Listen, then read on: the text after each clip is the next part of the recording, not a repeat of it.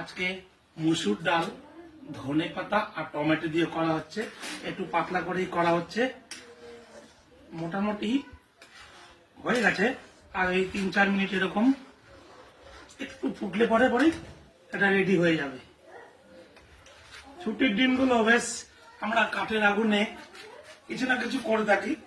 ভাত হয়ে গেছে, সবজি হয়ে গেছে, চাটনি পাঁপড় হয়ে গেছে, এখন লাস্টে এই মুসুরির ডালের এটা হয়ে গেলে পরেই আজকের রান্না কমপ্লিট হয়ে যাবে।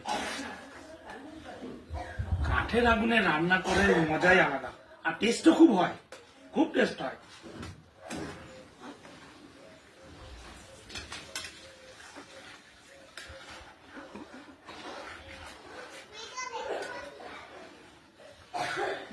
আর এই মোটামুটি 3 মিনিট হলে পরেই হয়ে যাবে।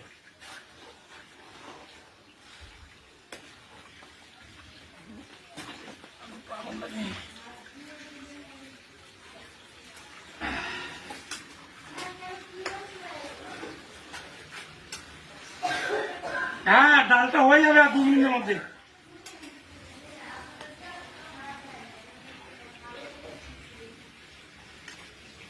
ছুটির দিনগুলো আমরা এরকম মানে কাঠের আগুনেই রান্না করি।